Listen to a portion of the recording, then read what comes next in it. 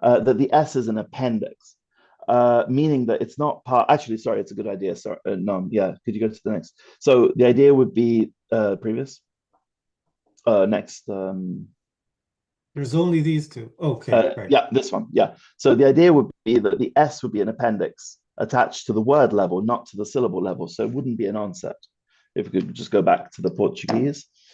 However, to say that the S is an appendix, which is probably the standard solution nowadays, because people recognize that ternary branching onsets are not a great idea, that meets a couple of empirical problems straight away. The first, and probably one of the best, is that that we have allomorphic evidence from Azorian Portuguese, for example, where we see this allomorphy between in and in with the nasal vowel. And in A, you see that the form that you get in front of a vowel has a consonantal n. Whereas in front of a singleton consonant, you get a nasalized vowel as the alternate. Now, things that are well-behaved branching onsets, they also, like singletons, take the nasalized vowel. And words that begin with S also take the nasalized vowel. This is crucial because we can't say that words beginning with S are in any way special just because they begin with S. But look beneath, words that begin with S plus C sequences, those ones that are problematic for our theories of sonority and binarity, those sequences of S plus C, which in this language gets pronounced as a sh, these take the in variant, not the in variant. Now, this is crucial because we cannot say the S itself as a consonant, its root node S, selects for in. It actually, as you can see, it could also be a nasalized vowel in front of an S. So therefore, we have to say that the special form of in that we get here can't be explained by the fact that that we're just in front that we're in front of the sibilant fricative, but instead you're going to have to appeal to its phonological affiliation, to its prosodic affiliation, because we can't put the explanation in the sibilant fricative itself. And if we do that, we could on the theory of the appendix, this sibilant fricative, if this is an appendix, is attached to the level of the word. So it's out of the way, you see? And so what you would actually have is an onset prosodically. If we could just go back one sec. So we would have an onset prosodically in this position. So the word, and since this is a singleton onset, you expect to get the nasalized variant if we're going by the prosody. So if we go by prosody, like syllable structure, then we would have to we would be choosing the nasalized vowel variant. If you go just by S or by the sibilant fricative itself, you don't know which way you can go, and so this is basically just a misprediction if you want to say that the sibilant fricative is in an appendix and it is followed by an onset. What Jonathan Kay proposes is that the S plus C initial words, which are of decreasing sonority, actually have the same syllabification as S plus C sequences inside the word. And if we could go to the next slide, and that what makes these words special is that they begin with a coda, a word initial coda. What looks like the beginning of the word is not necessarily the beginning of the syllable structure of that word. And so, as you can see here, the S would be located in a coda, or the rhyme, of a syllable that begins with an empty vowel. And so for Jonathan Kay, that this accounts for the patterning of S plus C initial words with vowels, because those words have something in common. They have an empty onset. They are effectively vowel initial. I There's saw a a hand. question from Carlos. Carlos, Shanti. Yeah. Yeah, well, this is because Portuguese and Spanish are practically or are very similar, but in those words, like inescapable, we have a vowel, right? Inescapable. And I Yes. know that in European Portuguese, we have like certain elisions, so inescapable. Yeah. And my question is, so if we assume that that S is a coda, we Mhm. should assume that there is a vowel before, even though there is not a phonological vowel, but a Yes. preposition. That's the proposal. Yes. And the idea is that if you lose that vowel in the pronunciation, it doesn't automatically become an onset. Like it is still a coda. It's just that the vowel hasn't been pronounced. So that's exactly the point. Um, the so the alternative the idea would be that in languages like Spanish, you simply can't have this empty nucleus remain empty. So that nucleus must be filled by epenthesis. So you would get a stop and or in many languages. So what this shows us is that the syllable boundary, the beginning of what we assume, the beginning of what we hear on the surface is not necessarily the beginning of our phonological structure. If we could go to the next slide, I'll show you like a nice secondary argument. I think this is deadly argument actually for S in the appendix. And you see, because the last ditch attempt is to say that S is in this appendix attached to this word level because you don't want to put the S in an onset. But the S plus C sequences, they have exactly the same phonological oddness and behavior in the middle of the words too. So if you consider words like monster, then if you say that S must be an appendix, what you're saying is that it's attached to the word level. But notice that here you are having to attach this so-called appendix X through a foot. It's in the middle, nested inside a foot. And you're saying that this S would want to attach here at the level of the word. This is a supreme violation of strict layering. And I have yet to, I've asked this to various people that support the appendix idea, and I've yet to find somebody who supports the appendix idea who's happy. I'm not saying that they agree with us, but who are happy that the S would be an appendix in the middle of a foot.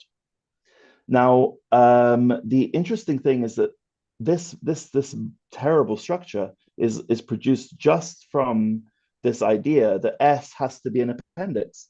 You would never assume that this S is an appendix in the middle of a foot if it wasn't for the fact that it starts at the beginning of the word and it isn't an onset. So maybe just the beginning of the word is the mistaken part of this analysis. And if we could go to the next slide, Jonathan Kay says, well, that's exactly what it is.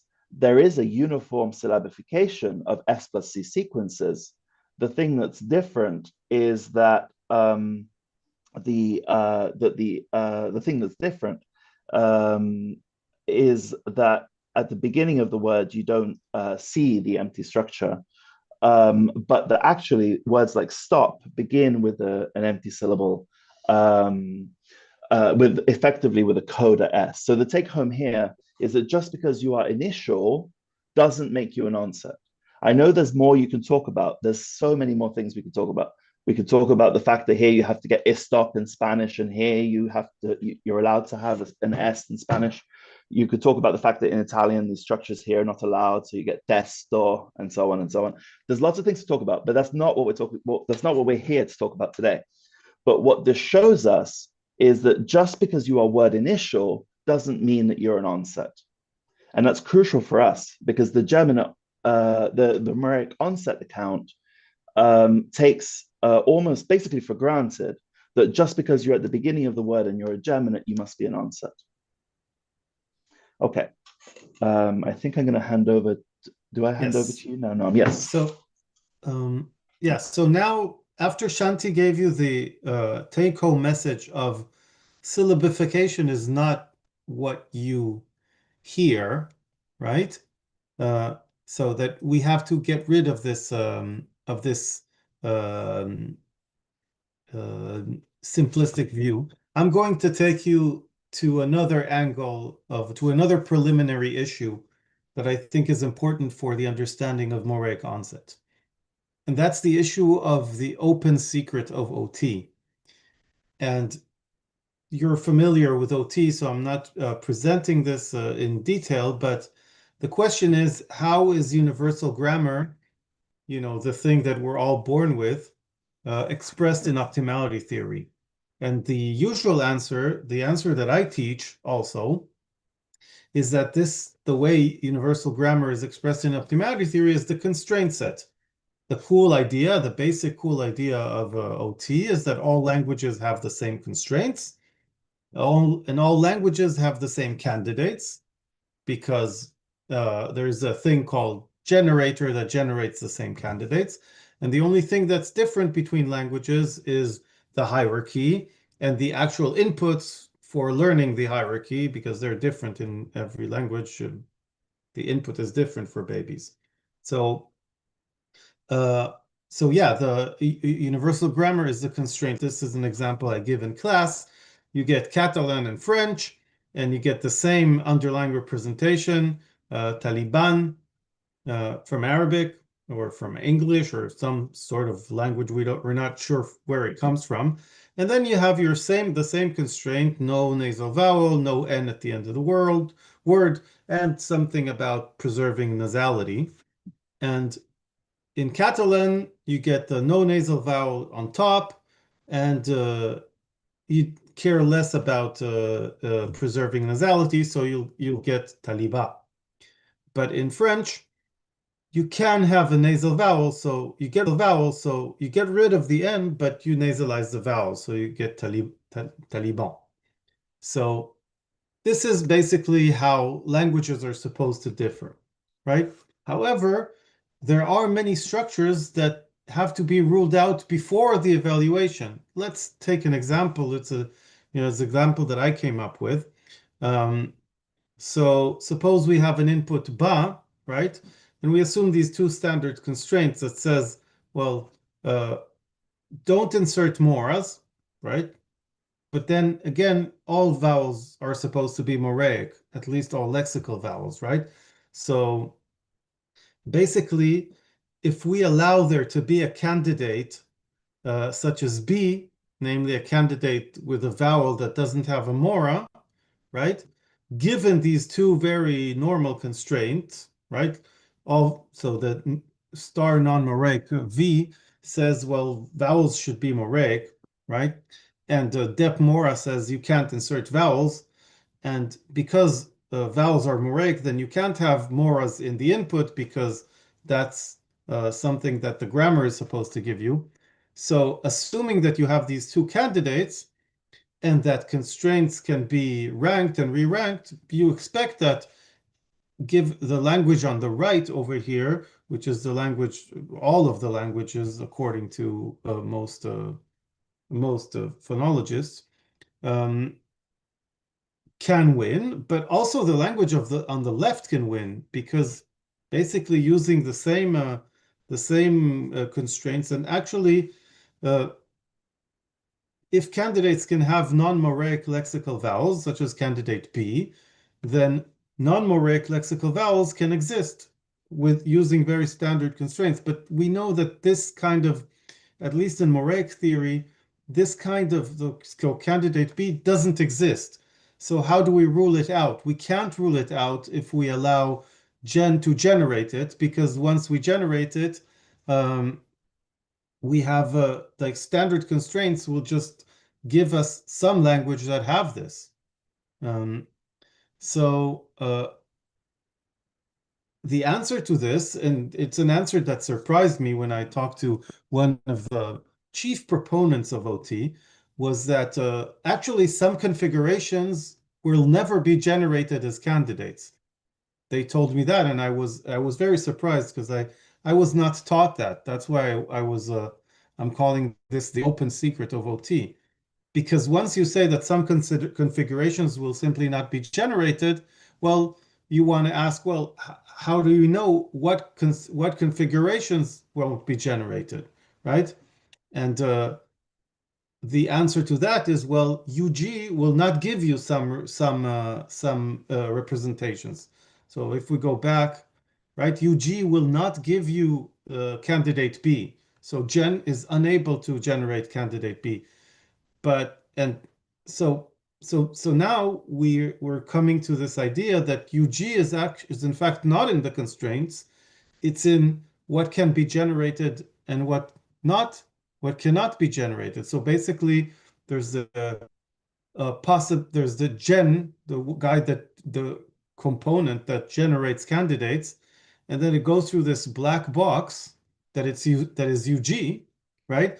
And the output of this black box cannot be candidate B. So that's why candidate B is completely unattested. Basically, you can only have candidate A for this input. So UG is not only in the constraints, it's also in this black box, right? But of course, people who do optimality theory not only don't do, they not only they do not worry about what limits what a constraint might be, they don't even worry about what representations are generatable by Gen. So basically, there is this black box that has been completely abandoned. One aspect of this black box is the study of possible and impossible representations. Um, how do we know where to rule out an unattested configuration? In the constraints over here, or in the black box of UG over here, right? That's a question about your candidates. What are the legitimate candidates? Which brings us back to Moraic onsets, right? So we will be arguing today that this kind of representation in which an onset is Moraic is not generated by Gen. So basically, it's not part of UG, not because it's ruled out by some constraint, but because it's the black box there will not give you this. So what do we know about Moraic onset? They are a disputed representation, specifically because we're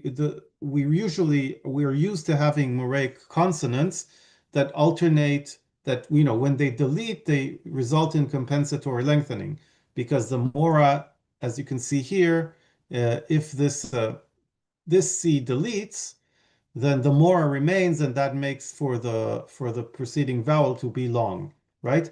But this never happens when the consonant is an onset. So when onsets are lost, you never get, or very rarely, Shanti will talk about a case like that, a purported case like that, you never get lengthening when onsets are lost. And similarly, and that's something that we've never seen mentioned actually, imagine that onsets can be Moraic, then we can imagine a Moraic coda being deleted, as in here. So the Moraic coda is deleted, but say the language doesn't like long vowels, so the next syllable becomes heavy because the mora is associated to the consonant. That simply never happens. Coda loss never makes the following syllable heavy. So there's much to dispute this type of representation. Moreover, even though there has been some work on the Moraic onset, and as Shanti mentioned, the case has been made. In fact, there's a very, I'm not sure how to pronounce this, lacunary typology for Moraic onsets. They're very rare if they exist, and there is one language for which the scale that says an onsetless vowel is less heavy than well, not one language. It has been claimed that in some languages, onsetless syllables are lighter than onset full syllables. So CV is heavier than V. That has been claimed to exist, but other stuff has not been shown to be true. For example, a vowel, a consonant, well, there's something missing here also, another one. So say if if both onsets and codas are Moraic, then we'd expect like CVC to be heavier than CV, heavier than V, and there's no language attested like that.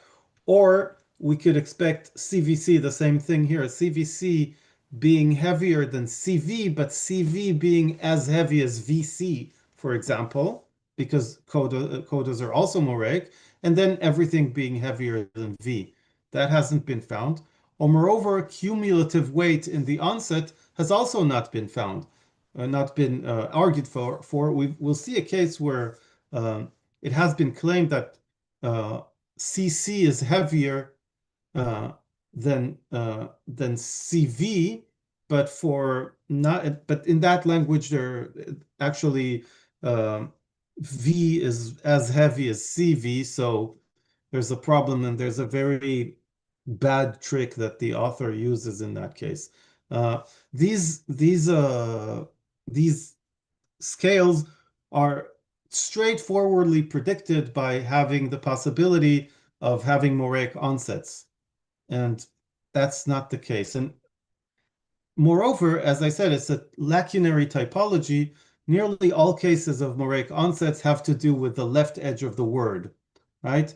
And all cases we have seen can be reanalyzed without Moraic onsets, and we'll show you a couple of cases like that. So we will be claiming, as I said, that Moraic onsets are ruled out by this black box over here, right? This thing that we study actually, and that OT people do not study, namely what is a possible and impossible representation.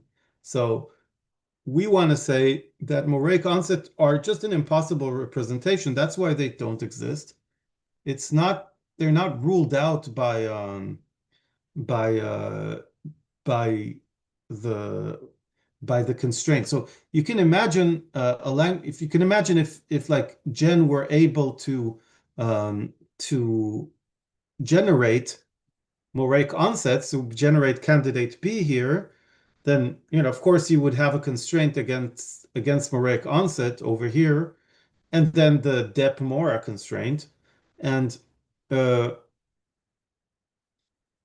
some kind of a hierarchy will always give you B, always let B win. This is not the correct hierarchy here, but you will have some hierarchy for which B wins. But we want B to be ruled out even before it's not a possible candidate. Okay, so the roadmap for the test cases that we will show you today is I'm going to remind you a little bit about weight in strict CV metrics and the 3 levels of stress in strict CV and the Italian stress. We'll show you that, and then we'll get to a couple of other cases that have been claimed to have Moraic onsets. We'll do Iran Ossetian, we'll do Patani Malay, Samothraki Greek, and Umpi Thamu Moraic onsets, and we'll also see maybe go through a case of Brasilia languages that I'm not sure we'll talk about it, but we'll see. Okay, so strict CV metrics, we're reminding you this. Scher and Sigetvari show that if one assumes a strict CV skeleton, as you can see here, Moras are in fact unnecessary, and instead only V slots, whether full or empty, are metrically significant. So a language like Latin, where you have facere, abere, arista, and dominus, actually don't need to be weight sensitive. Instead, what you can just say is that stress falls on the third nucleus from the right, nucleus -2, and when the final V slot, so when the word as in D ends in a consonant, then the final V slot is not counted. So dominus has the -2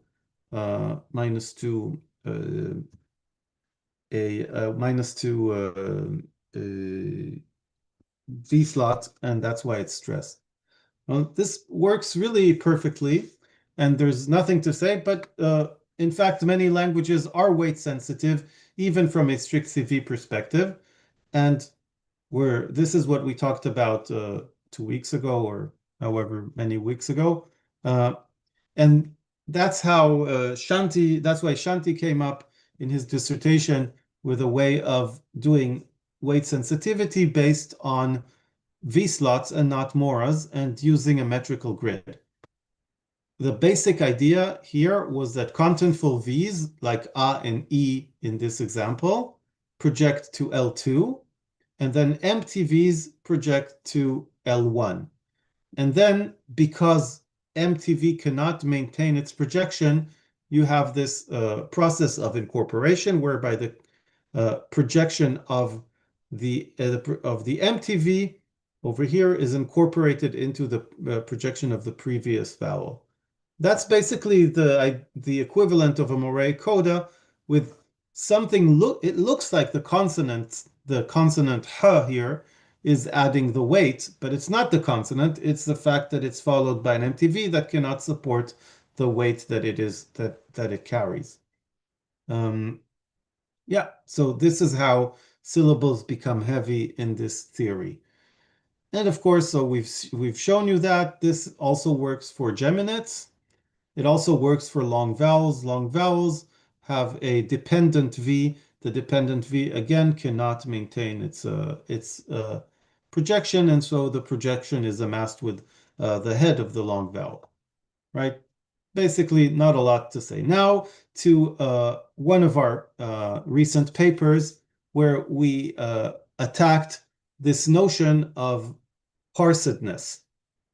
And the test, the important test example, or there are actually two, is that the case of Dutch, where you have a 4-syllable word composed of only CV syllables with stress, secondary stress on the first syllable and primary stress on the last syllable. There's a typo here. It shouldn't be gi but chi, but it doesn't really matter for this. So it's actually phonologie, not phonologie. Okay? But the point has nothing to do with the stressed vowel. In the analysis, on the traditional analysis of this word, there's a foot that is left aligned, vorne, and there's the foot that is headed by the main stress. And that leaves the syllable lo as unfooted. There's no foot, that it's not footed. Why it gets realized is something else, we're not sure. But the idea is that the Moraic theory actually assumes that some vowels can be not parsed, okay, and still get pronounced somehow.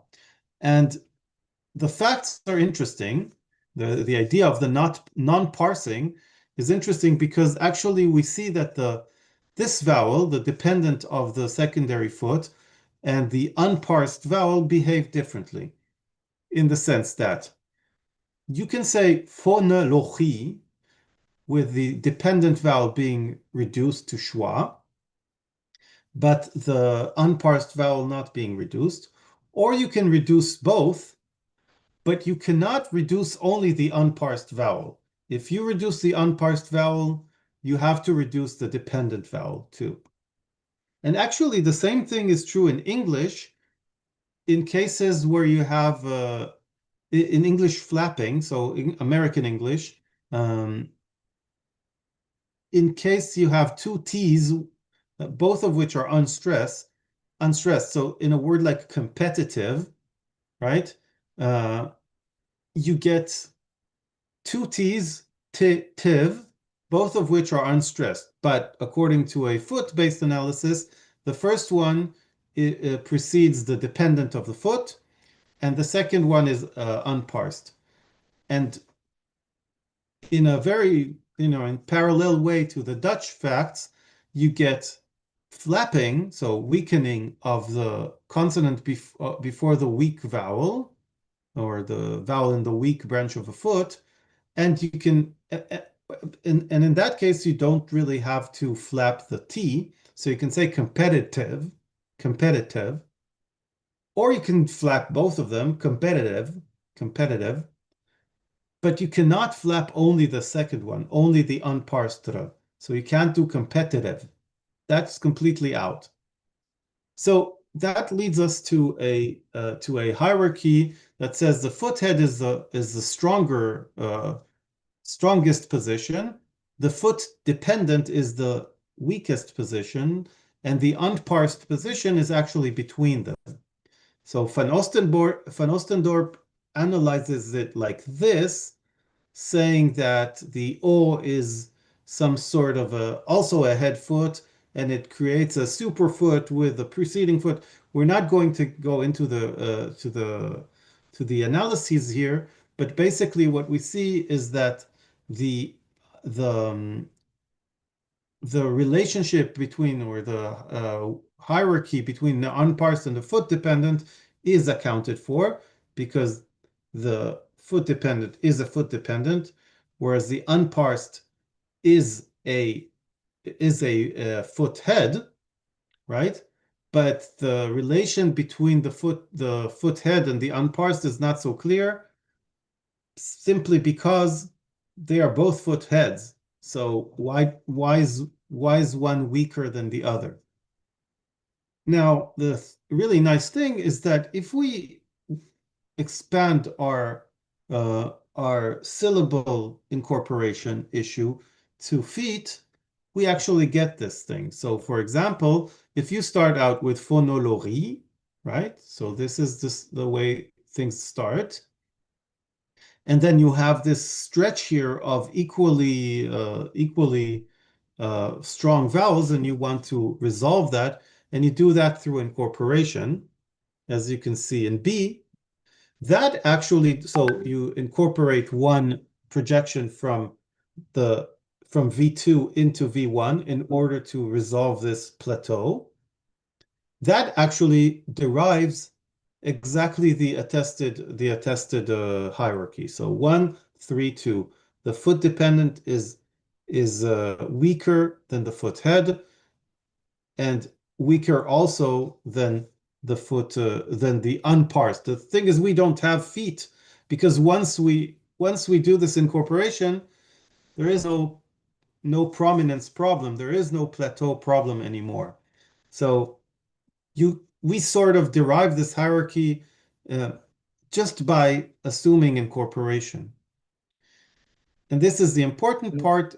Weakness here is basically just projection to L1. After incorporation, you get this weakness. So this is about, sorry, no. yeah. I don't know if I get lost, but why does incorporation happen? Because V1 Because there is a plateau ahead, here. or Yeah, because there is a plateau here. Basically, okay. Why does footing happen, right? Footing happens in order to create prominence imbalances, right? Asymmetry. So the same reason, right? So we have incorporation here, and incorporation derives the three-way hierarchy, right? In the foot analysis, there's no, in the foot analysis, you can have feet, but you don't see why lo should be, so why this should be weaker or stronger than na, right? In fact, maybe you might even predict the opposite, because you're further away from the head. Yeah. So, Carlos, you wanted to ask something? Yeah, no, it's only that, okay, so we avoid the plateaus, and then let's say the algorithm needs to apply from left to right, and that's like a rule from Dutch grammar, or why doesn't, yeah. Yeah, so there would be an algorithm applying from left to right or from right to left, and there's all kinds of parameters there. There is a paper. I think that, okay. Yeah, like why we don't move 2 to 3, but that would create a stress clash or something, right? 2 to 3. Yeah, you don't want to do that. Okay. That would create stress trash, right? Okay, thanks. Yeah, all those things are language specific. Yeah, probably. Okay. I have a problem with the cat here. Go away. Oh. Okay. So this is one thing about weakness, and we keep that in mind, because we're going to get back to it. And when we studied Italian, this is another paper, we looked at the fact that in Italian, basically the final vowel is very, very rarely stressed, right? And you get penultimate stress, that's the default stress, farina and dottore with lengthening. And you also get anti-penultimate stress that is less default, it's less common, but it's still there. You get pecora or dattero, right? And we asked what speakers learn about this difference, about why do we sometimes get what we get, and what is the rule behind Italian stress. And we just use the same thing. We say final V slot projects only to L1. So speakers learn that the final V slot is weak, just like the derived weak dependent, right? So the final V slot is weak. And once the final V slot, you just say, okay, we'll just stress the last L2 projection. So we start out with fa, ri, na. Final V slot is weak. And how do you stress the last L2 projection? By lengthening it. You add a CV, the vowel becomes long, and you do incorporation, you get farina, right? For a word like pecora, what speakers know is that lexically, also, the penultimate vowel projects to L1. All they need to know is that for some reason in these languages, you just cannot stress it, you cannot stress the penultimate vowel. Once they learn that, everything falls. You get pecora and you get dattero through incorporation. Just to show you how we use this weakness and Can I just how, say, yeah. in the paper we also explain why this cannot be accounted for using ternary feet and other mechanisms as well. It's not we have arguments against that as well from the word dattero especially. So now we finally get back to Moraic onsets and the cases for which Moraic onsets have been proposed. The first case we will see is actually kind of like the Latin case.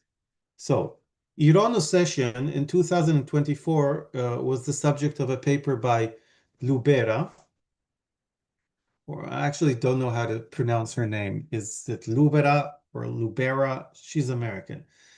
And what she showed is that this language has 5 full vowels and 2 weak vowels, and weak vowels and full vowels behave differently with respect to stress. You can see, for example, if you compare the singleton chapon for soap and the over here what do you call it, the infinitive to fly, the infinitives to fly, to eat, to die, and this has nothing to do with the suffix of the infinitive, right? If the word begins with a full vowel, then that full vowel is stressed. If the word begins with with a weak vowel followed by full vowel, then you just ignore the first weak vowel. Over here, you also ignore the first weak vowel. So it's actually, there's a mistake here. It's not penultimate, it's peninitial. Stress peninitial weak vowel, right?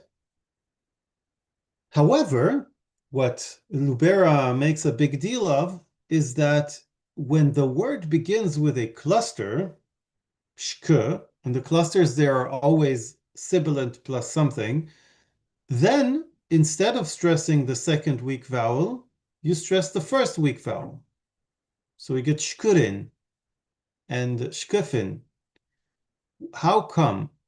If the general rule is to stress the second weak vowel if the first is weak, then how come in these examples, and notice that it's the same suffix, right? How come in these examples we actually stress the first weak vowel?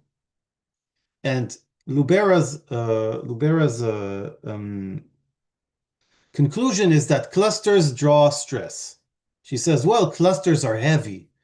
Therefore, this is like a Moraic onset. Their clusters are Moraic. So she Moraic branching has, onset. so yeah, the cluster branching onsets. She calls them branching onsets. She makes the same mistake that Shanti warned against. And notice that these are this is an Indo-European language, and these are sh. So these are sibilant consonant clusters.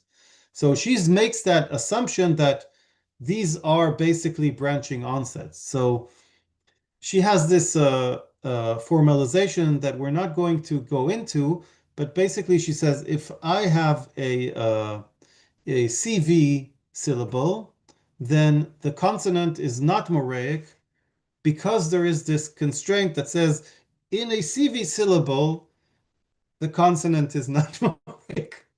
This is what she says. So don't have a Moraic onset if the onset is simple. And if the onset is a complex onset, then there's no violation of that constraint, right? However, so, this is not a great analysis specifically because this constraint really just does what she wants, right? And moreover, imagine that the ban on no simple Moraic onsets is ranked low, then we actually predict that there would be, a hierarchy like CCV over CV over V, or CCV is as heavy as CV. Basically, this makes bad predictions and uses a strange constraint. And all this is very unnecessary because all you need to say is that stress falls on the second nucleus in those cases. So if you have two empty nuclei, two weak nuclei, you just go to the second nucleus, and that's it. And the seemingly Moraic onsets or the branching onsets are just an S or a sh plus a consonant. They're separated by a V slot in strict CV. That V slot counts for the pen initiality, and therefore you stress the first weak vowel. It doesn't matter what comes next. So really, in Iran, Ossetian stress is not weight sensitive, and this is not a case of Moraic onset. Another case that can be explained as Moraic onset comes from Umutina.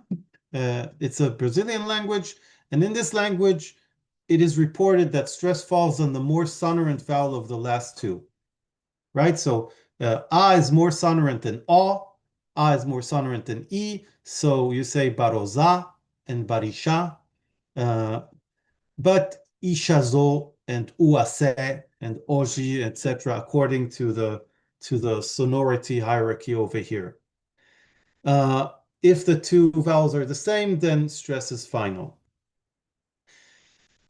So we're not going to talk about this sonority effect here, but what's important is that if the final consonant is a voiceless plosive, then the sonority is irrelevant. Then you always stress the last vowel, right?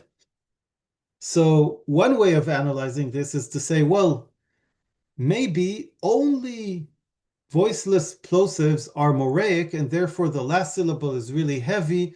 And this is actually a little bit what has been more or less proposed for Piraha. But what Wetzel, so the people who wrote the paper that we're basing our data on, what they said is that they don't say that the thing about the onset. They say that a syllable onset in the dependent position of a foot, so they need to have a foot, baki, or baki, so they need to rule out baki. So they say, well, that's a problem because we have a K in the dependent position of a foot, right? And that's no good. That's not good. So we shift stress to the right, and we have an iambic foot.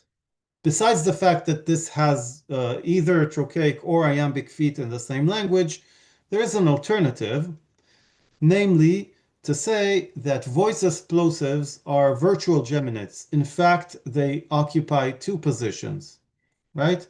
Once they occupy two positions, then as we said, stress is limited to the last two V slots. It cannot go any further.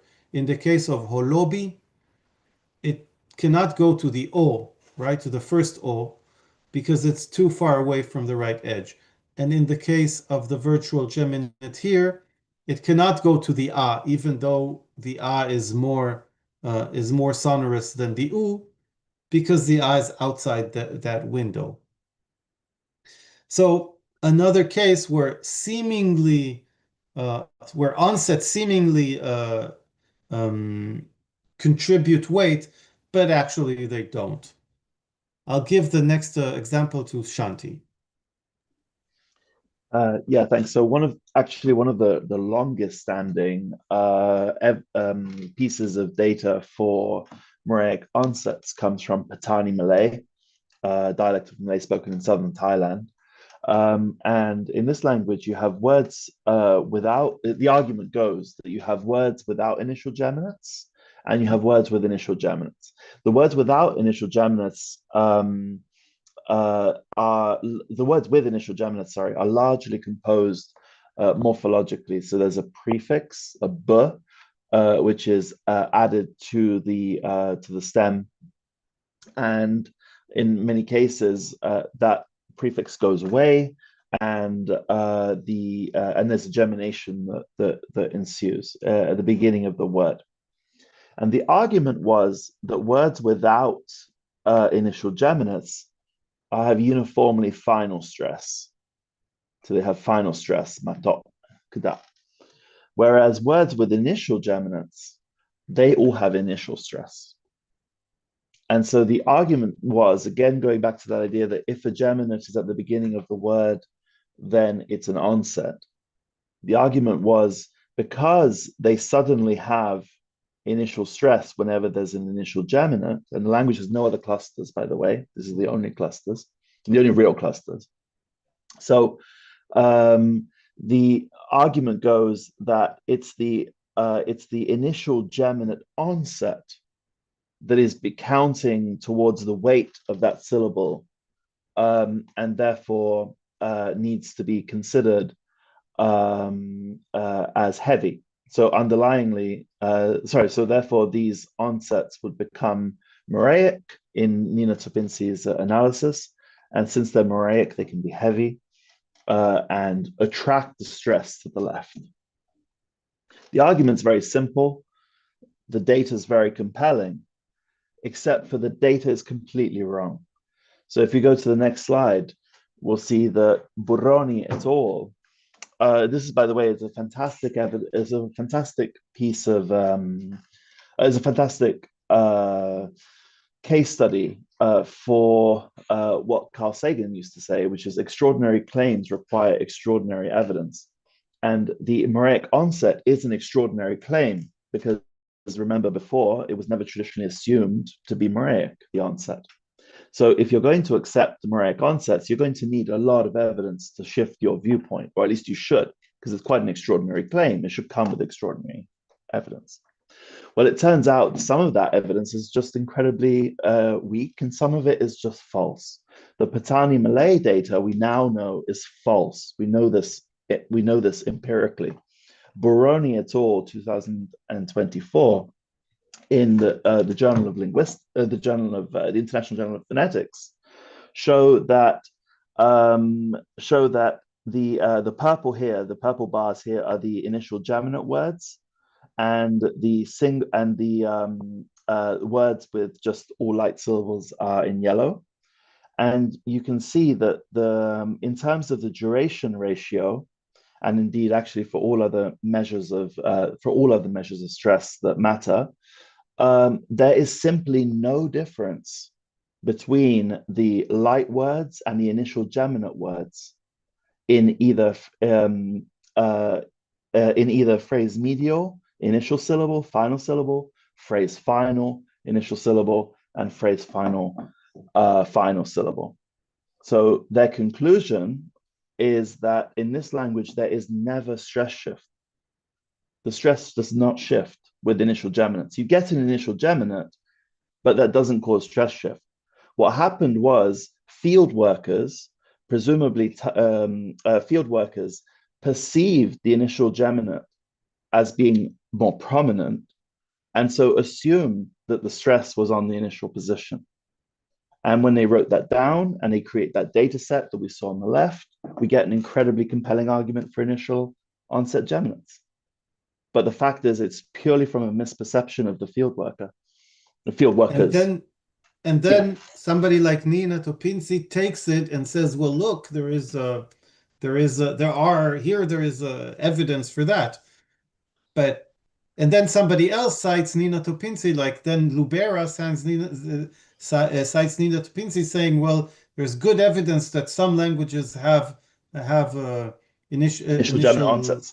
Yeah, Moraic onsets, but where maybe Gen cannot even generate that, right? Exactly right. So basically, you just you end up basically claims like that can enter into the literature, and then it gets cited, and there's a citations thing that goes on and on, which of course is legitimate and so on, but the strength of the data is weak for Moraic onsets is the point. And here's one example where it is totally non-existent. I have to add to this, Shanti, that as I think I told you on the phone, I told Rashid Ridwan, who worked on geminates and knew the initial paper, right? I told him, look at this new paper that came out. It shows that this is completely false. And then he said he did not accept that it was completely false. He said, well, maybe it got phonologized or something. Stress got phonologized. It was even hard for him to accept. Yeah. Okay. But that's yeah. So thank you. Indeed, there is no stress here, no stress shift. And that's the amazing thing. Okay, should we get to the next step? So, and I mentioned that because, by the way, Patani Malay is one of the, like we were saying, is one of the oldest and most established pieces of evidence for initial Moraic onsets.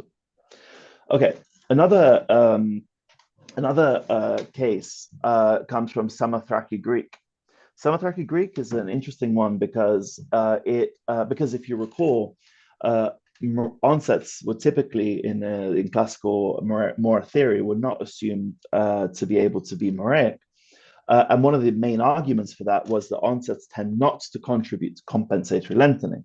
So of course, if Nina Topinzi, who's writing a book on and indeed collecting all the evidence she could, rightly so, on Moraic onsets, if you're going to try to make the case that Moraic onsets exist, you should expect that onsets will contribute to compensatory lengthening, because an onset could be Moraic, and then if you lose that consonant, you have the Mora retained, and then you could get that lengthening. The problem is that there really isn't that much evidence for, so Bruce Hayes was right, there really isn't much evidence for onsets contributing to compensatory lengthening if you are rigorous about it. And it's one of those cases where we have, surely people would have to accept that when it comes to coders, there's no debate about whether or not they can contribute to compensatory lengthening. It's just manifestly true that they do.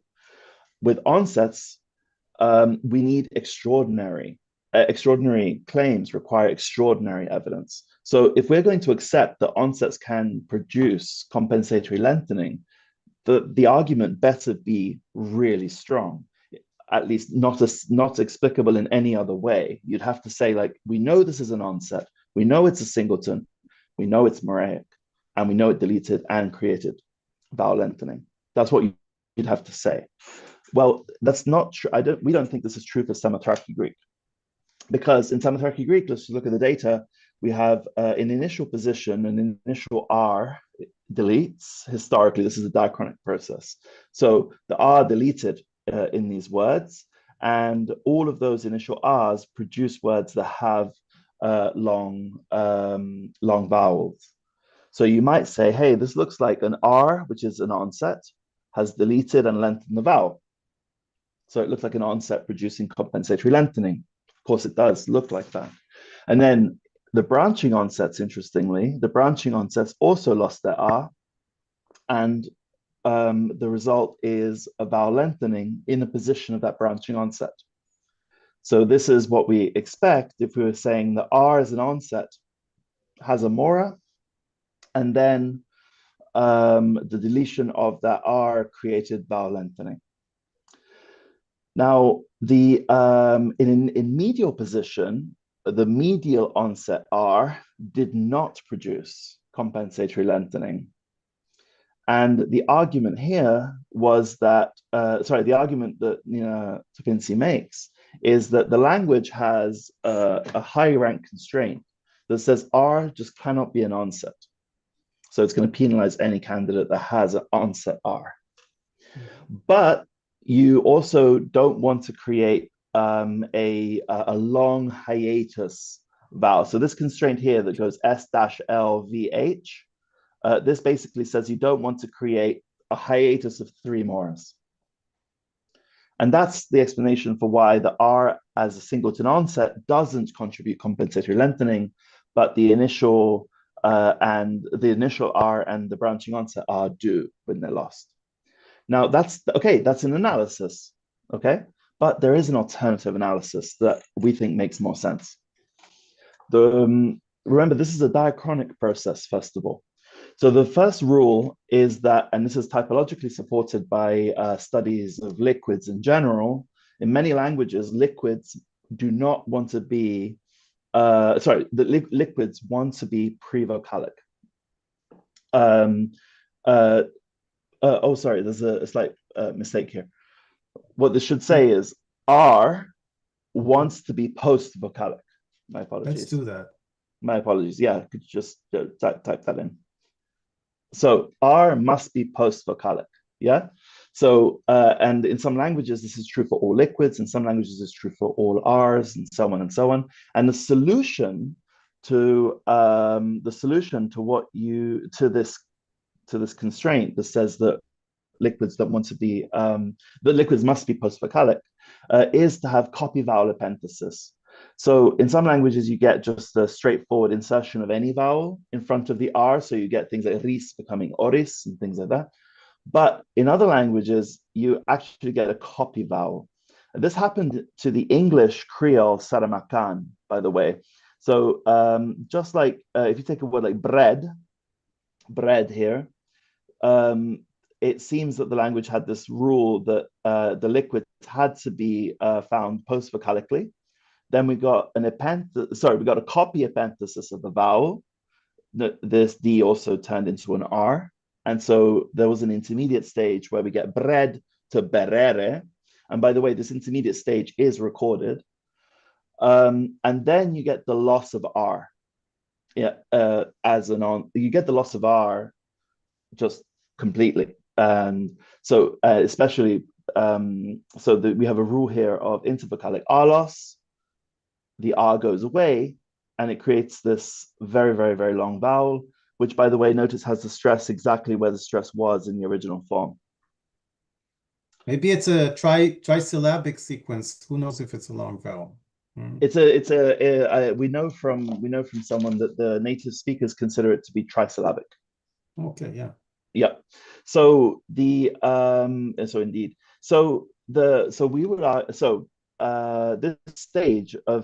condition that says liquids must be post-vocalic, and then a stage of copy vowel epenthesis coming in, and then the loss of intervocalic R, like in brada, barara, ba'a, like this, is what we argue happened in Samothraki Greek. So rema has a non-post-vocalic R, just like protos has a non-vocalic R. The argument was, so we proposed that there was copy vowel epenthesis, and then the loss of the R producing a long vowel. And in this theory, we have a ready explanation for why there was no vowel lengthening in the intervocalic context. because in the intervocalic context, there is a vowel to the left.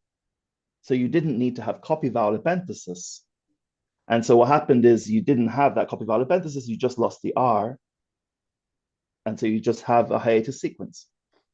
So like we were saying, could you analyze Samothraci Greek as being onset-driven compensatory lengthening? Yes, you probably could. But do you have to? No. And so if this is the evidence for onsets producing compensatory lengthening, we would say it's not sufficient. I'll also add to that both this analysis and the Iron analysis use constraints that are just ad hoc constraints to rule out the thing that is predicted that doesn't fit the analysis. So the assumption is, okay, we could just say that there is a constraint against this thing that we're predicting to be. Okay, yeah. Yeah. The last case that we're going to talk about is Umpithamu. Actually, one of the most famous cases of Moraic onsets comes from Topinzi and Nevin's 2007, analyzing the language Arente from Australia, and showing or arguing for data, like using data that is very similar to what we're using here, but more complicated. Here, it's a very straightforward case that can be argued that, you can easily go to Moraic onsets there, right? So let's just look at this. Sorry, Noam, do you mind? So the usual language that people will be talking about here is Aranda, which is this language here, this thing here. But Noam and we have spent a lot of time with Aranda, and with the arguments of Aranda and stuff. And the problem is ultimately the data. There are too many confounding factors, and you cannot reach a satisfactory conclusion about which analysis is better than the other because of the confounding factors. The data is just missing. It will not give us the. Yeah. So Noam had this great idea of saying, let's do the same thing, but with a language that doesn't have the crazy confounding factors. And that's how we got here. And maybe another, just to follow up on what you were saying, another issue about the Topinzi and Nevins thing is, again, the data, there's a big part of it devoted to rabbit talk, right? Which is something that like a language game in Arente. And then the data is based on a really hard to read paper that nobody has, and I'm sure Nevins and Topinzi, I know that they don't have it, and they cite another person, and nobody actually looked at that paper. And when I got a hold of that paper, I saw that it's very hard to understand, and it has very little information. So in the end, Arente is really just, there's not enough information. On the other hand, Umpithamu, I know by chance I met the author of this the linguist that worked on this language, and he wrote a dictionary and a grammar, and this is what I worked on, and I worked with I looked for confirmation from him, but he actually Verstraete actually wrote a paper about this issue. And he shows that in this language, initial short vowels seem to be extrametrical, right? So look at what's going on here. In A, you see that when a word begins with an initial short vowel, stress is final, okay? And when the word begins with a consonant followed by an initial short vowel, stress is on that vowel, right? These are A and B.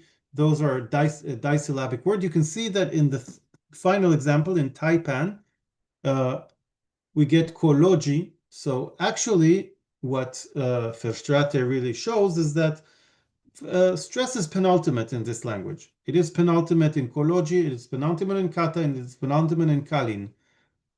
But it's not penultimate in ikan. And so what he says is, well, stress is penultimate, but initial syllables with short vowels are extra light. That's all he says. He doesn't talk about Moraic onsets. He just says that those are extra light. But if they're extra light, what goes on with them? Why are they extra light, right? So somebody might come up with an analysis like this, okay? Penultimate stress is imposed by non-finality plus a line right of stress. So you get, and then you stress only heavy syllables, namely only syllables that have an onset in the Moraic onset analysis, right? So you stress in ikan, the second syllable is heavier than the first one because the first one doesn't have an onset. And in the second example over here, all syllables are equally heavy, and you want to stress the right, so you want to align stress, but you don't want to go too far away from the right edge, so you do koloji, you do penultimate stress. In Kalin, it's basically the same. We would go to non-final vowel, but you are stressing a heavy syllable, that's okay. And in Uku, because the vowel is long, then it's heavy already, right? So you are stressing the heavy syllable in all cases. So basically, by assuming Moraic onsets, right? We're assuming that onsets add weight to their syllable. We can derive the fact that initial onsetless syllables with short vowels are ignored by stress. But as we said, we don't want we don't want onsets to be Moraic for all of the reasons that we already showed. It's just that it gives very bad predictions and it obliges one to use constraints that are ridiculous and are ad hoc for the purposes of the analysis. So really, what can we do? Can we look at it in another way? And this is what we tried to come up with. So what if the learner does not have the possibility of Moraic onsets, right? So it's simply not a candidate that their grammar will produce. So then maybe instead of asking, well, why are onsetless vowels weak, right? There is no reason that onsetless vowels should be weak. There is no reason that they should be weaker than full vowels. You could say, well, why are the ignored or the weak vowels, why are they onsetless? So again, instead of instead of saying I have an onsetless vowel, right? Why is it ignored, right? And then say, well, because consonants are Moraic, that's not an option. So they could say, well, why are all of the vowels that are ignored, why are they always onsetless and short, right?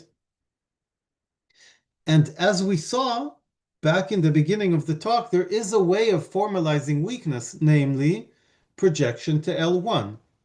So now they know that initial vowels project to L1. That's a generalization about the language. That's something they learn and they make the generalization about their language. Then this means that the initial vowel will be, in a way, extrametrical, just like the Italian that we saw. So here's what's going on.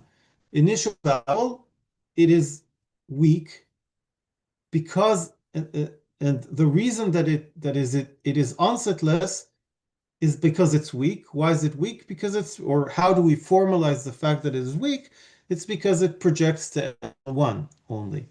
And that's why it cannot have an onset. Only vowels that project to L2 may have an onset. And we saw that. We saw back in the examples from English and from Dutch that onsets of weak, or specifically from English, onsets of weak V's are weaker. And here we just have to extend this to say, well, the reason that there is no onset is because the vowel is weak. That correlates. Now, if the vowel has an onset, then it's not weak, right? perforce is not weak, because our generalization is that onsetless vowels are weak, and therefore we get a normal vowel, and then we stress the penultimate L2. In koloji, we stress the penultimate L2.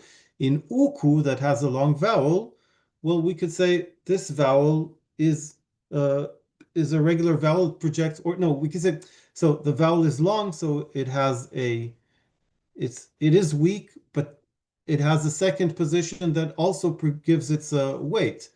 Once you have incorporation, then that vowel also projects to L2, and therefore it is the penultimate vowel that projects to L2. And the same thing in karimpa, right? Here, this is just a penultimate vowel, and the vowel before it is long, and this is perceived, at least by the researcher, as secondary stress, which makes sense because the L2 and the L3 projections are separated by a zero projection.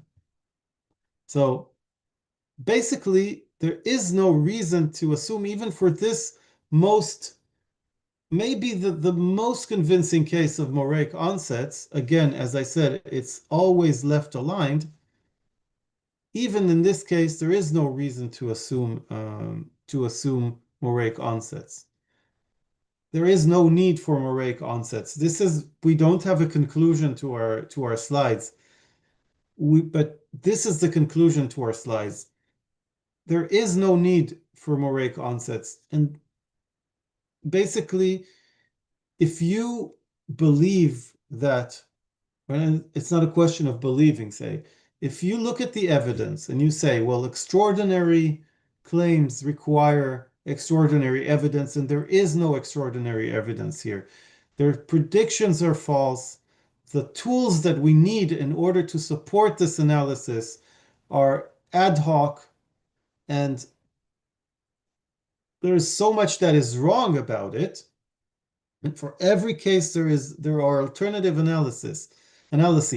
So do we need Moraic onset? Maybe Moraic onsets are one of those things that are simply not produced by Gen, or not possible as part of what humans do. Shanti, you want to add something? And that follows from our strict CV theory, because weight in our theory is an empty V. An onset is just a C. Yeah. So a geminate can be heavy, a cluster can be heavy, but a singleton onset cannot be heavy. It's just because it's just not definition in our theory. The theory of weight that we have will not make an empty onset. Right. So remember our theory where we said only, and that's already in Sharon Sigitvari, only V slots contribute weight, right? C slots, so you can never have a C that contributes weight. It's just not possible. In that sense, if we are correct in assuming basically this, that Gen cannot give you Moraic onsets. I mean, we don't work with Gen and candidates, but because we work on this black box that OT has so valiantly left for us, if we are correct, then it follows from our approach that this is impossible, because the only thing that counts for weight is V slots. It's never C slots. Okay, I think there is, as I said, there is no conclusion. It's just this. Thank you. Thank you very much. There are some references here. So we have some time for, or not a lot of time for questions, but yeah. Well, we have half an hour, so right now basically it's Ryan, me, Hugo had to go because of his internet provider, so we have some time. I don't know if Ryan wants to make you some questions. ¿Estás por ahí, Ryan? Maybe. Sí, pues sí, estoy aquí. Wait, no, pues gracias. Agradezco mucho las. Oh, I can talk in English. For goodness sakes, the whole Yeah. thing was in English. Um, so I really like this, and the language I study. I have no real good reasons to propose syllable weight, really, but I do have these strange things that happen. Well, rather, I can't even, and also stress. I don't really hear stress. I think it's more sort of an architectural feature than a phonetic one. But I do get certain things happen with contour tones, which tend to only exist on accented syllables or on particularly prominent syllables. Um, but in certain verbs, they happen on non-prominent syllables. You can have these contour tones. And, instead I've been poking around in the literature trying to sort of figure out the why. And of course, I've come around these Moraic onsets, and I was like, well, I don't want to propose moras just because of this bizarre contour tones that happen in unexpected spots.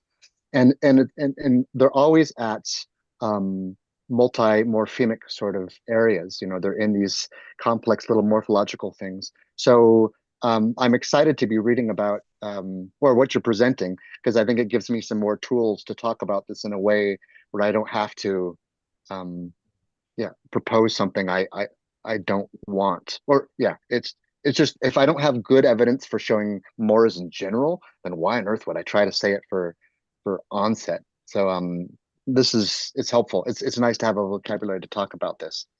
We're in So complete agreement. We're in complete agreement about this. I think one of our main points is exactly that, which is that if the only thing you have is moras in your syllable structure, then you have to start talking about you see these effects with contour tones or minimal words or whatever it is, and you just assume, well, the thing I have to create that contrast is a mora, so I'll stick a mora in there. And it's a shame because, as you said, if there's no evidence for weight in the language, then this unit of weight is kind of meaningless. So yeah, no. What do you think? No, Yeah. I'm thankful for the talk about this. Go ahead. No. But people have tried to say, very recently, there's a paper by Paramore saying that, well, we have these problems with moras that they actually not doing they're there for for one reason, and then they're not there for another reason. So let's assume that there are moras everywhere, but sometimes processes ignore them. So this is not the way we would go. We would say, well, no, there aren't any moras. Well, no, we say there aren't any moras at all, but but it also leads to this proliferation of constraints about what you want, and proliferation about of I mean, in that paper, what's proposed is that moras are annotated for whether they originate in a consonant or in a vowel or in a sonorant or in a non-sonorant or something. Yeah. But for Right. your contour tones, I know we know from typology that contour tones go on prominent syllables or long syllables, right? So they usually need two, Space. Yeah, more space. Questions? Right. And Go on. no, yeah, I'm sorry to cut you off. Forgive me. So, I mean, maybe there is some sort of length or prominence that is given by more space, right? And that's the prominence that you hear. Yeah. So it only happens when the onset is a resonant. So if in these non-accented syllables, so if you have a resonant onset, you have pretty simple onsets. It's basically, just like a fricative stop and then vowel. But if it's, or just a resonant. But if it's a resonant and then vowels are the only ones where you can get these contour tones. Otherwise, the contour tone is split over two syllables. And so, but yeah, I mean, I haven't figured it out, like how to describe it in terms of what you propose, but I like it, and it's far more attractive to be able to say this. I had a draft. I just did a dissertation just a couple weeks ago, and so but my supervisor was also, he has this whole description of the Mazatec languages that sort of talk about moras, and he's like, well, these are Mazatec languages, and they're they're trochaic, and and or sorry, iambic, and this is what it's like. And so I was trying to do all these descriptions with moras and all of these processes, and it's like every process was just like complicated and then simplified, and then complicated and simplified. It was this crazy long sort of description, and then I just decided, well, maybe there's moras, but I don't have to, and so I'm not going to. And it was one of those areas I had to sort of not add any sort of I won't want to say theological, but theoretical sort of commitment, like you guys are sort of trying to take down the onset mora, but rather it made everything, it simplified nothing and complicated everything. And so I just, mostly just because I didn't want to do all that, I just said everything is a syllable. That's the tone bearing unit. But this is, and I didn't discuss these odd contour tones outside of the expected spot that I'm talking to you about. But it's nice to have some more tools to be able to describe what I think is the same thing. And yeah, so the prominence, I do think that that resonant that I'm referencing is a different morpheme,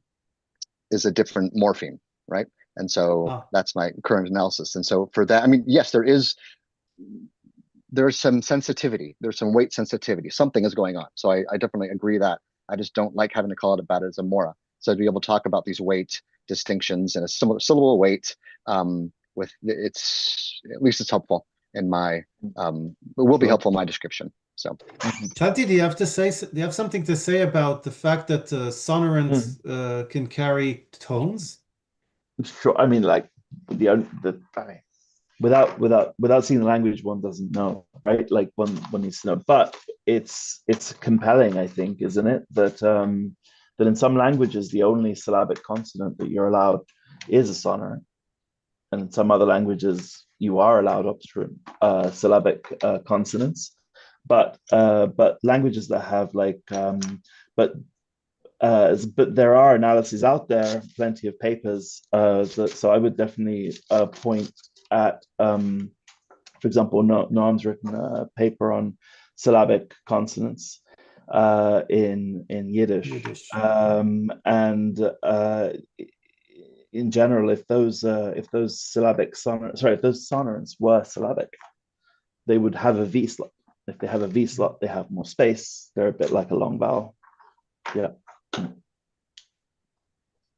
Yeah. So there's, Carlos? For sure. I think there are tools. There are tools that maybe could, like you said, could be employed. Obviously, the specifics of the analysis, you have to know the language. Yeah, exactly. And I suppose for me, I just want to make my primary concern is describe the language and describe what I see well. And yeah, I guess if I'm not too bothered if I make some things that typologically are going to be, controversial. As first, I want to understand the pattern, and describe the pattern well. And then after the pattern is described well and accurately, then I'll let you guys worry about the sort of typological issues. But that said, I think this sort of a proposition sort of simplifies some of the things. The contour tones don't actually happen on the resonant that I can hear, although it's difficult to figure out exactly where the resonant stops and the vowel starts. But the resonant can become voiceless, and so you can get a voiceless resonant, which is a little weird. And those ones still, even with the voicelet resonant, you can still get the contour tone on those unaccented vowel or unaccented syllables. So yeah, so I don't exactly just like you say, I've got to think through the description and think through the implications, but there's tools. And thanks for the reference to the Yiddish article. I'll look that up. Yeah, sure. What I was highlighting there for anyone else that might be watching this is that the attachment of a consonant to a V slot is more complicated than simply here's a consonant, here's a C, and that's it. End of story. There you go. Yeah, for sure. You can have multiple attachments and like other things. Anyway, Noam, yeah, what do you? I don't know, Carlos. What do Moraic onsets make you think about in the languages that you know?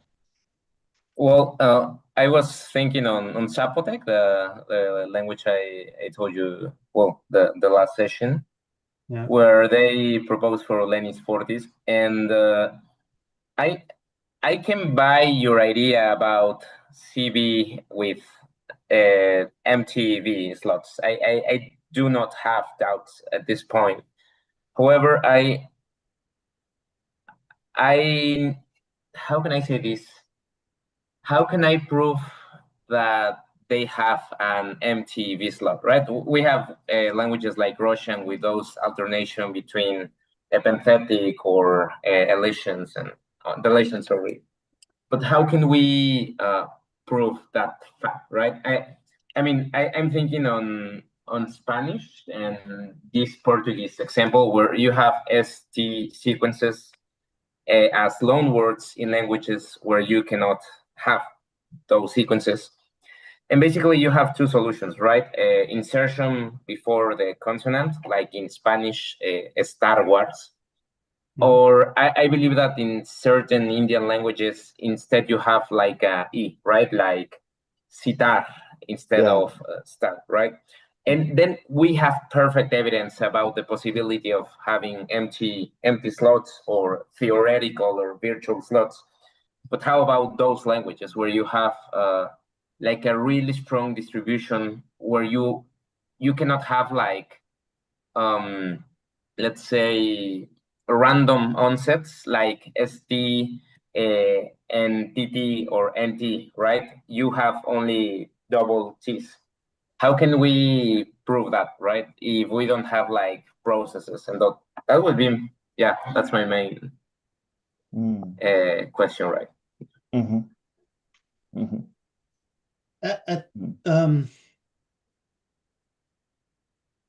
I would always say, so whenever I'm asked, well, how do you prove this, right? Or how is I'm not asked that so often, but like, okay, say one thing of whenever I run into a problem in my analysis, okay, in a strict CV analysis, then I say, well, is this only a problem of strict CV, right? Because this CV skeleton for us is some sort of axiom, right? We're saying what do children start with? Okay, so they start with the simplest thing, the thing that exists in every language, ba, CV, right? And then if the language tells them you have to be more complex, then they're more complex, right?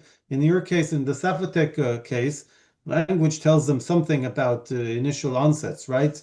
Tells them something about the consonant clusters that you can have or that happens. But the question is, if you did not look at it from the strict CV perspective, would it be easier? It doesn't seem, and the question is always no, right? It's not that like a general Moraic or syllabic theory is more simple or simpler than a strict CV analysis. The strict CV sort of limits you more, but I find it that it's mostly in the right direction. So yeah, and in many languages, so to take the specific example, so to apply what Noam is saying to your stir example, like the only if you were to take standard syllable structure, what's the explanation there for why in some languages you get istar and in some languages you get sitar? Like there's no automatic, it's not like we're losing here to a better theory, is Noam's point, I think. But it's true, it happens to be true though, of course, that if the language doesn't have codas, then you are going to get sitar, right? Like, so those cases are simple, like in Africa, like you get loads of examples like that. Languages that have both codas and languages that do allow codas but still have vowel epenthesis between the S and the C, that's an interesting case. I definitely don't have anything to hand, but I haven't actually thought about it very much. I mean, it came to me though when I was I remember thinking this as a student actually back when I was first exposed to this story. I would say obviously that they are both legitimate structures in strict CV, right? In strict CV, you can either you have to fill something, so either you feel left or you feel right. Um, and then as for like specific conditions, I've never studied it. I've never looked at it. I wonder if there is an actual, if you can derive it from some other factor in the language, you would assume maybe. Um, uh, Um, yeah. Farsi is interesting in this respect Mm, because Farsi does not have initial clusters at all, mm, but it epenthesizes a vowel before an SC cluster and between other initial clusters. yes. Mm, very interesting. Yeah. For some reason, yeah. Mm. And Yeah, there may be something. There's obviously still work to be done on S plus C clusters. I mean, Yeah. it's a fascinating area. Uh, yeah, there's the like we were saying, what we were using that S plus C for was to show that you could have things that look like coders at the beginning of the word. And that's for us vital because because we do lead generally with the notion of phonological behavior as being like the most important consideration. So like if the S plus C sequences behave like branching onsets, if they behave like that phonologically, we would just throw out our theory of sonority or our theory of clusterhood. It would just go, right? But the fact is that they don't behave the same way. So whatever it is about, so what it shows us is that a syllable structure is not limited to onsets in initial position. Yeah. Well, that's okay. great. I don't know if you have time for two more questions. Yeah, we can take more questions. Okay, well, one has to do with there's an observation in Gordon's phonological typology survey. I don't know how to say this. Well, whatever. Survey, yeah. Survey. Okay, so he observes that even though you don't have Moraic onsets, you have a tendency within languages to the fact that stressed syllables tend to have onsets, right? And yeah, might be something unrelated. I have my own explanation, but why that pattern does not reflect on the possibility to have yeah, Moraic onsets. What's your opinion on that? Mm. Well, vowels, so vowels in non-prominent positions, or like we've seen that in the Australian example, in the Umpitamo example, that here there is a vowel without an onset, and the way we've suggested that speakers formalize this is by saying that the vowel is weak, right? And so that can lead maybe, right, to those languages where, but the thing is that our approach is not very well equipped for these tendencies, right? And I wonder if we want to have an approach that does that, right? So you get the max end approach that can do that. I don't think we can do it. Thank you. And I will say that I think in the case of okay, so in the historical case of the Australian languages, right, without these initial, it has been argued, I think, that the phonetics of stress in those languages tends to be more right leaning. Mm-hmm. And we have a general theory really of onsets being licensed by their V slot. So like an like and onsets in general, they derive their strength from the vowel that they are the onset of. And so in general, and in strict CV, this is something we carry across everywhere. For example, like word finally, the word final consonants can be very restricted. For us, they are onsets with an MTV. Because it's an MTV and it's final, it can be different to a medial MTV. So medial and final codas don't have to have the same exact behavior, but they're both going to be weaker than a C in front of a full vowel. And so if the source of consonantal strength is ultimately a vocalic thing, which phonetically, by the way, you could imagine as being is quite natural just from the notion that like in pre-vocalic position, you get more of the actual phonetic structure of the consonant. Then the fact that in many languages, you if you have a weak vowel, you are likely to have a weak consonant at the same time. Or no consonant. Yeah, or indeed, maybe no consonant. This is what happened in Australian, right? So this is what happened in Australia.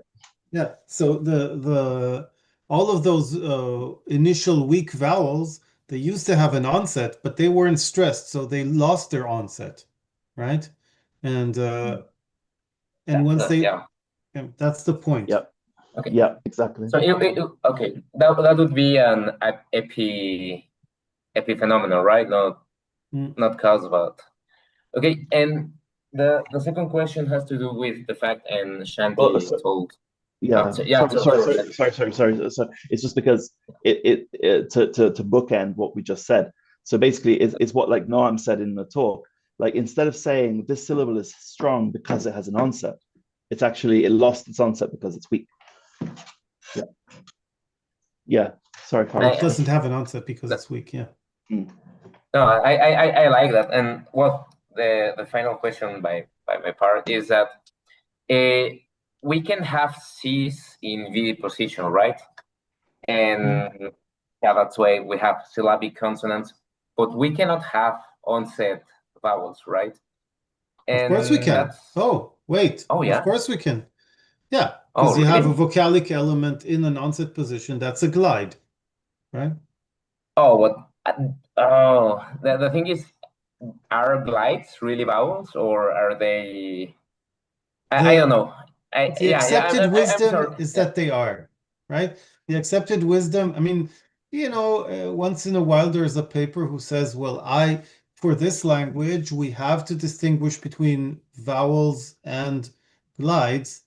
Certainly, it's more common for A than for U and E, but it's more common for U and E to sort of vacillate between a glide and a vocalic realization, right? But many languages have analyses can be reduced to saying, well, this glide is just a vowel that precedes another vowel, and therefore the vocalization is the realization is this vowel is realized as a non-nuclear position, right? So basically your diphthong ui is just u and e, and then the e is peripheral, and that's why you get a glide. Okay. And okay, so, all right. Okay, so I'm guessing that you like particle theory or those kinds of approaches where you have that kind of thing. You're right. Okay, yeah, okay. we do. We really do.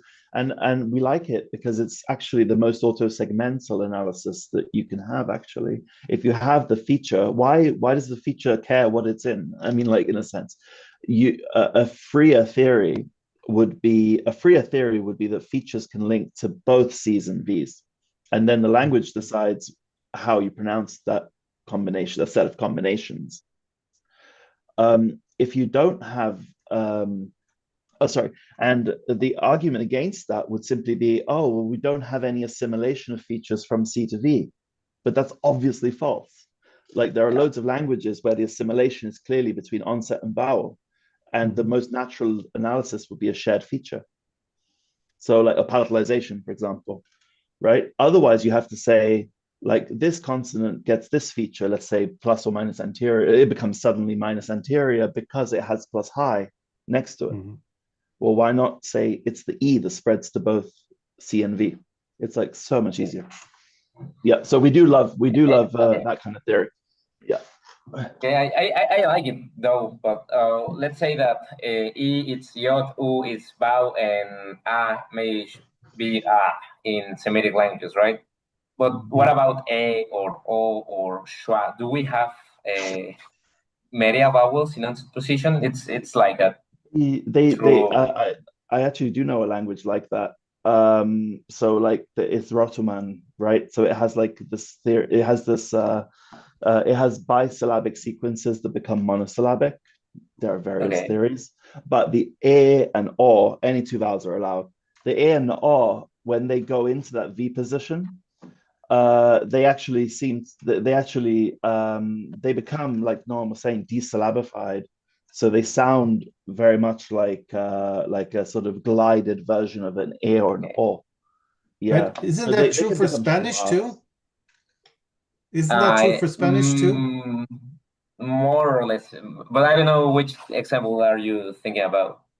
I recently reviewed a paper about Spanish, okay, Yeah. where they argued that all vowels glide, and then there's some restrictions, but all vowels glide in spoken. So if you say no hablar, you say no hablar, no Yeah, hablar, yeah, and stuff like that. There's like yeah. restrictions on when it happens, but basically It, every vowel can glide.